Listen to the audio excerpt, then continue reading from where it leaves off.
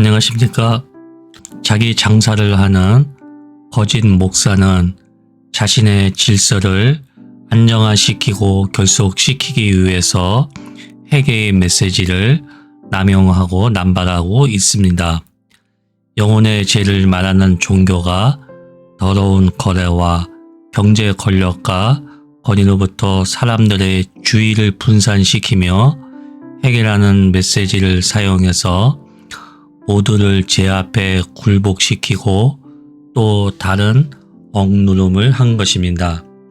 이 죄는 사탄의 세력으로부터 왔으니 사탄의 저주를 이기기 위해서 영적 전쟁이라는 미명 아래에 교인들을 묶어 두었습니다. 이런 터무니없는 남용 때문에 희생자의 회개라는 메시지가 지닌 중요한 개인적, 사회적 의미를 오염시키고 하나님의 가르침 또한 변질되었습니다. 회개라는 근본 뜻을 이해하지 못한다면 이는 어리석은 일일 것입니다. 우리들의 신앙생활에도 큰 오류를 범할 수 있습니다.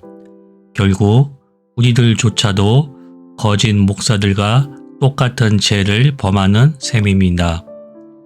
잘못된 이해를 하게 되면 우리 또한 거짓 목사들이 억압의 질서를 영속해주는 꼴이 되고 자기의 의에 빠져 스스로가 바른 크리스찬이라는 무덤에 빠지는 우를 범합니다. 회개란 생각의 기존 질서를 바꾸는 것을 말합니다. 물론 자기 죄를 자복하는 것도 포함할 수 있겠습니다. 예수님께서는 당시 로마 권력자들과 종교 지도자인 유대인은 물론이거니와 고통받는 이들에게도 회개를 촉구하였습니다.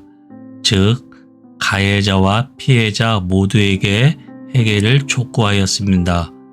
왜 그랬을까요? 죄 있는 가해자가 회개하는 것은 마땅하고 도리적으로도 맞지요. 그런데 왜 죄 없는 고통받는 자들까지 회개하라 하였을까 생각해 보신 적 있으십니까? 바로 이 부분이 예수님의 진정한 회개의 의미인 것이죠. 생각의 틀을 바꾸어 주신 겁니다. 예수님 공생의 기간 사역 자체가 이 부분을 증거하고 있습니다.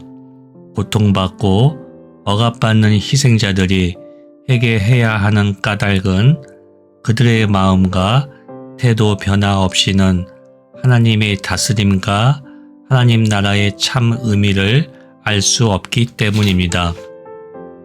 원수와 부에 대한 미움에 몰두하는 태도는 예수님을 따르는 우리들이 회개해야 할 죄인 것입니다. 악은 또 다른 악을 불러오기 때문입니다. 그래서 예수님께서는 한 차원 깊게 들어가는 것이며 생각의 틀을 바꾸라 하신 겁니다. 희생자는 자신을 위해 증오 키우기를 거부하고 그것을 제거할 수 있으며 그렇게 할 수 있다고 예수님은 가르쳐 주셨던 것입니다.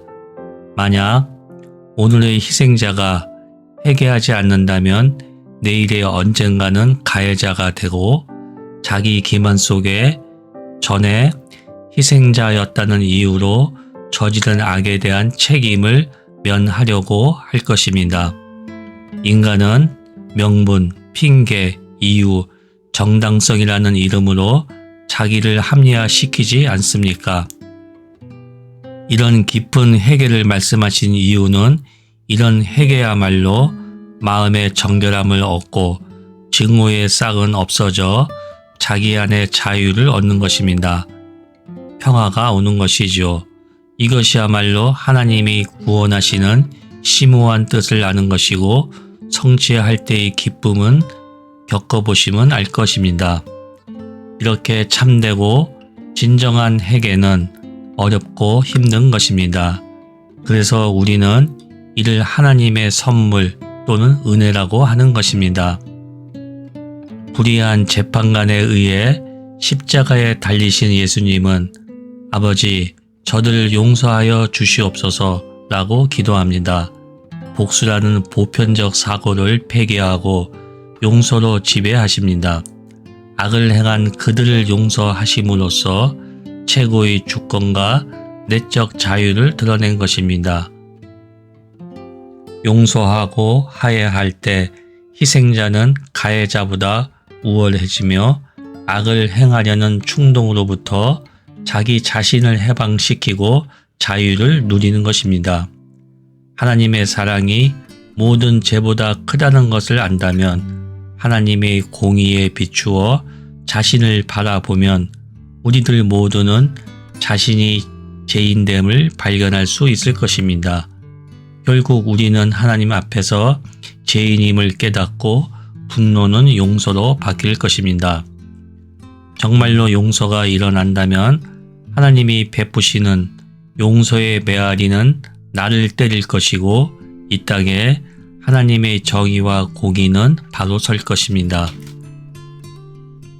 십자가는 우리들에게 인간의 죄가 얼마나 파괴적인지와 하나님의 사랑이 얼마나 위대한지를 동시에 드러내는 사건이었던 것입니다. 예수님의 고난은 수동적인 고난을 넘어 고문당하는 영혼과 찢겨진 몸을 가해자를 위한 용서의 기도로 바치셨던 것입니다. 십자가는 포옹에 이르는 통로인 것입니다. 하나님의 진노 속에 있던 저희들을 하나님과 소통할 수 있는 길을 내주는 통로였던 것이었습니다. 일반적인 세상의 눈으로 보면 분명 이해할 수 없는 십자가 사건이었겠지요. 보통은 방패와 칼을 본능적으로 들지 않습니까? 누가 나를 해하려고 할 때 방어 아니면 공격이지 않습니까? 하지만 십자가는 우리에게 활짝 펼친 두 팔과 창에 찔린 옆구리와 벌거벗은 몸을 내놓습니다. 고린도전서 1장 18절에서 바울은 십자가는 어리석음으로 우리를 초대한다라고 말합니다. 세상의 눈으로는 어리석음으로 봤겠지요. 이처럼 회개는 도덕적, 법률적 죄를 고하여 면제받는 그런 싸구려 회개가 아닌 것입니다. 도덕적, 법률적 죄는 피해자 당사자한테 직접 용서를 구하는 것입니다. 내이기 속건제에서도 피해자한테 용서를 구하고 성전에서 속건제라 하라 합니다. 그렇지 않으면 받지 않겠다라고 말씀하십니다. 매주 주일날 교회에서 예수의 보혈로 지난 주일 세상에서 지은 죄를 깨끗이 씻어 달라고 회개합니다. 과연 이런 회개를 하나님께서 받으실까요? 성경은 거절한다고 분명히 말하고 있습니다. 자기 위로로 형식적으로 하는 것이죠. 우리 모두 회개가 무엇인지를 깊게 성찰해 보시기를 부탁드립니다. 회개는 하나님 나라 완성으로 가는 첫 관문입니다. 쉽지 않습니다. 인간의 적대감을 극복하는, 자신을 내어주는 사랑과 소외된 자를 받아들이기 위해 자신 안에 공간을 만드는 것입니다. 이로써 우리는 진정한 자유인이 되는 것입니다. 이로써 우리는 진정한 새 창조가 이루어진 것입니다. 예수로 말미암아 영광이 영원무궁하도록 빕니다.